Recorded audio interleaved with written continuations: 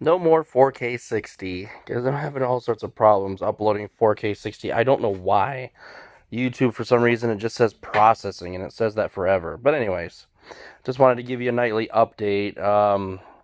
I did get the pulley puller finally, and got the front cover off, got the oil pan down, and of course, I ended up. My heart skipped a beat when I first saw that. At first glance, when I saw that, I thought it was a bearing. Believe it or not, it's not. It just goes to the timing chain. The timing chain, it's got quite a bit of slack in it, which it's 180,000 miles to be expected. All this is going to be brand new, anyways. As you guys know, I got a new high flow oil pump. Where are you at? Yeah, it's in there. And of course, new timing set from Michigan Motorsports. They're actually not too far from me. I think they're in DeWitt, maybe something like that. Anyway, so yeah, I got all the new stuff here. So, um, yeah, I'm tired. It's about 10:30. It's late for me. So I didn't really get much time to work on it today. I still got a lot of work as far as cleaning goes and all that other jazz. But I'm getting there, as you can see. Basically, what's left, as far as I know, again, you guys know that I'm kind of going at this. I've got James at Jotes Performance who's helping me a lot with this. He's a really good guy. So if you ever need your General Motors product, your vehicle tuned, or a Chrysler vehicle, look him up on Facebook at Jotes Performance Tuning. He does a pretty good job. So he's been helping me a lot with this because, again, I'm learning. So I'm taking it slow and easy. I don't want to rush this and make a mistake or something else like that. So, but anyway, the oil pump has to come off, obviously. The timing set has to come off, obviously. The cam sprocket cam will come out. I got to do some cleaning up here before I decide to take out the cam. I just want to try to get any of that little debris or whatever. There's only a little bit, but it's just enough to make me worried. I don't want that ending up inside of a cam bearing or whatever and scratching the shit out of it. So I've got a little bit of cleaning to do yet. I don't really want to mess with the timing yet because I do want to clean all this up. Want to get it all clean, the deck clean. I got razor blades that I'm going to be using to clean all this off. Some gasket cleaner. I'm going to clean all of the cylinders out. Unfortunately, I did move some of these a little bit just because I was trying to get this pulley off. My God, that I mean, I think it's 160 foot-pounds, although I heard somebody say that it could be as high as 230 foot-pounds on that balancer bolt. This thing right here. I heard that. I don't know if that's true or not. Of course, I'll look at torque specs. Of course, this is I believe this is 23 or 25 millimeter. I can't remember. What is it? What do we got here? 24, sorry. So it's a 24 mil, and I had heard or was reading that they have another bolt that's a 16, the replacement for this, and I don't know why, but this was actually replaced under warranty because my balancer was wobbling. And actually, I'm looking at this thinking that I might get another balancer. Um, I'm not exactly 100% sure if I will or not.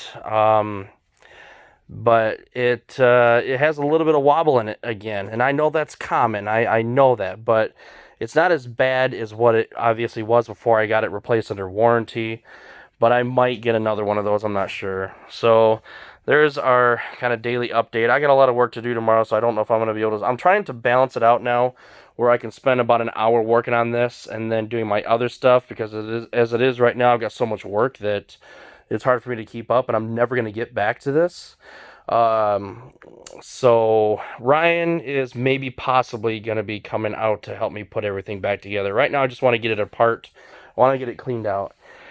And there is an engine shop, a machine shop, about 15 minutes from me or so. And for about $100 a head, they'll pull everything apart, hot tank it, degrease it, and put everything back together for $100 a head. So I know that I don't need to, but I don't think it'll hurt. I have to take the springs out anyway, and they will install the springs for me. Basically, they're going to tear it all apart, put it all back together for $100 a head. And so I'm going to take them the springs.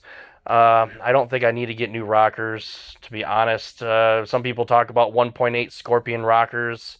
Again, it's one of those things where, okay, so it adds 5 horse, but costs what? $300 for the set, $400. I mean, to me, that's just not really that worth it. So I'm just gonna stick with stock again. The only reason that I got the new springs was because I got the mild cam, and with the mild cam I needed new springs. With the DoD delete kit I needed the new lifters, etc., etc. Oh, here's some rockers right here. So I think these will be sufficient. I don't see any wear on them or anything else like that. I think they're going to be sufficient. So I might take the heads down there for $100 a head, so $200 plus tax, and just have them go through the heads. Make sure that they're okay, and if they're fine, clean them all up. And I was looking at possibly doing new valves. I don't know. I mean, James was talking to me about it, and I asked him almost the first thing because I noticed that the valves were pretty well, not scorched, but you could tell that they were used, especially the exhaust valves, of course. And he said that I really didn't need to worry about it unless I was planning on, really modifying the heads for extra flow and things like that, which I'm not really, to be honest. So I don't know. Maybe when the machine shop looks at it, if they see any problems with the guides or anything else like that, they can let me know. And of course, then I can go down that road. But we'll see. I still don't know if I'm going to do that or not. The heads look pretty good. So we'll just have to wait and see. I'm still kind of up in the air about that. But there you have it. There's my update. I like I said, I got a lot of work to do on this. This is not something I can spend all day on, unfortunately. But yeah, there is quite a bit of slack in here. That's fine. Texas Speed sent me one of these for an LS2, so hopefully you can see where the guide kind of fell into the oil pan. That was laying in the bottom of the oil pan when I dropped it, and like I said, the first thing that I thought immediately was it was a bearing, because at first glance it did look like a bearing. Thing, oh my god, so that was my problem the whole time, was a bearing. I haven't actually turned the motor over yet to see what's underneath yet. I'll do that later, but I'm done for the night. So anyway, just wanted to give you guys an update. I appreciate it. If you have any more, or if you have any tips and tricks, just send them my way. I would definitely appreciate it. Like I said, I'm running it this blind. It doesn't look that difficult, but you just never know. I would hate to screw something up. I mean, I know that the cam, obviously, all this stuff has to be lined up, obviously. I mean, that's all stuff that I'm going to have to figure out as I go along. So, anyways, thanks again for all your support, as always, and take care.